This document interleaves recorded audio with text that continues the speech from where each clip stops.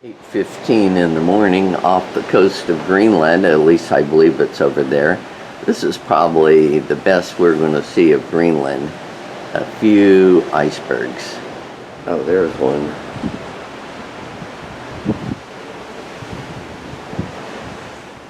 It's about 11 o'clock and I finally spotted a real iceberg.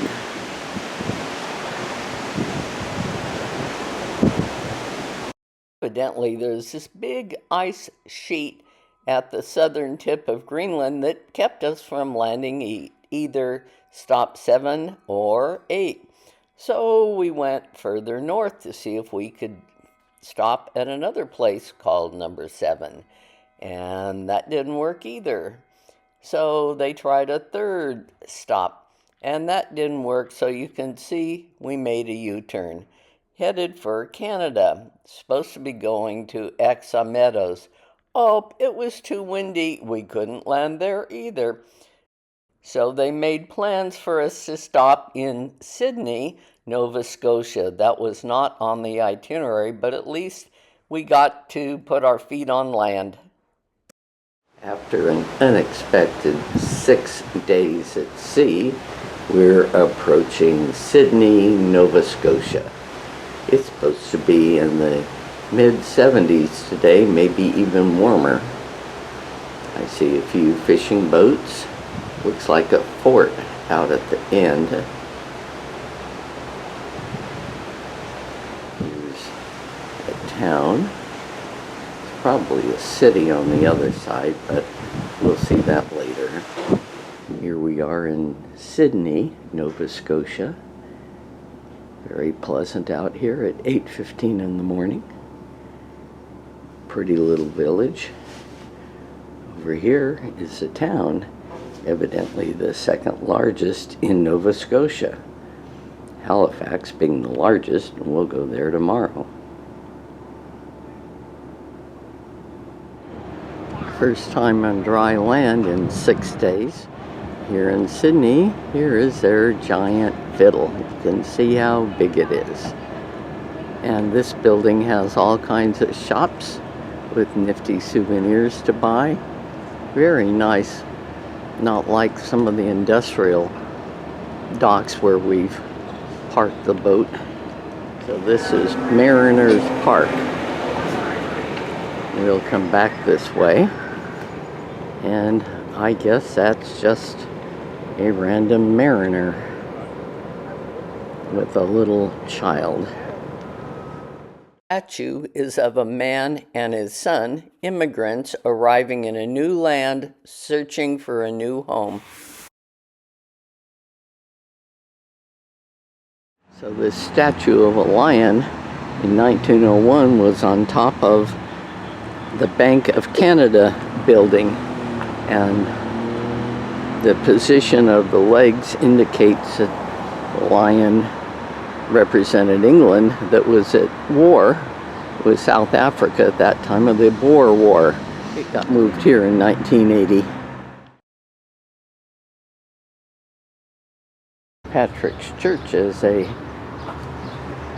provincial heritage property, and out back behind is a small cemetery. I only see a very few tombstones. There's probably more people buried there though. This is the oldest building in Sydney. So this is St. George's Church. And here's their burial grounds.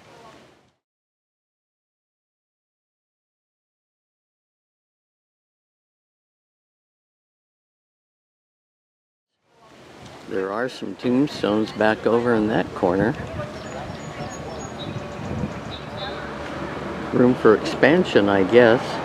There are more people buried in here. They just haven't mowed the grass down, because here's some flat tombstones. So there's probably a lot more.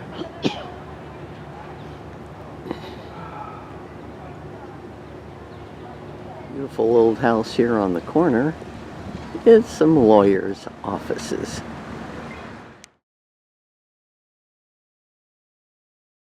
This indicates Bank of Montreal. I think it's been there for quite a while.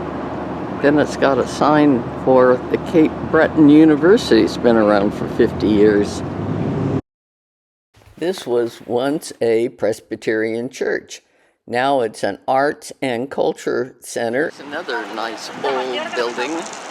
Oh, and a lot of wires. And across the street is a very new building. There is a new courthouse. Pretty big. I guess that's Christmas decorations up on the top of this old building. This commemorates Sydney in the Second World War. Played a vital role in the Battle of the Atlantic. Served as a convoy gathering point for supplies being shipped to the UK, and provided a major naval base from which warships sailed to protect Allied convoys and to hunt enemy submarines. It was founded in 1785 by Loyalists as a site for a colonial capital. I assume those Loyalists came from the new United States. Sydney has a rich and colorful history as a Spanish fishing port, military city, and major Canadian seaport. Mac Indians, natives, First Peoples, were here.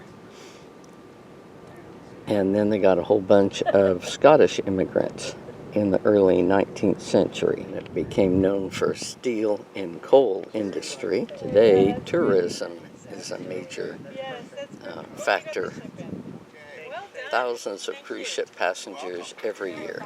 This is in honor of the Canadian Merchant Marine who saved a lot of lives during World War II.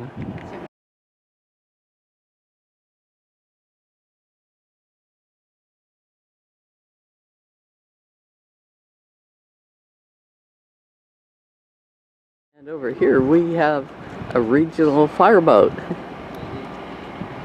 Doesn't look like the fireboat my dad captained in Kodiak, Alaska, but that's what they have here in Canada. Someone back up there is playing the bagpipes. A little closer, maybe you can hear them a little better.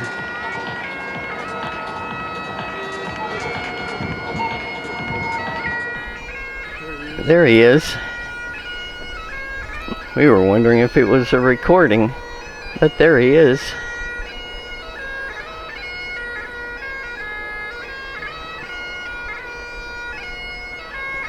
Here's our ship, the big violin, and the shops, and there's the bow of a ship. Hadn't noticed that before.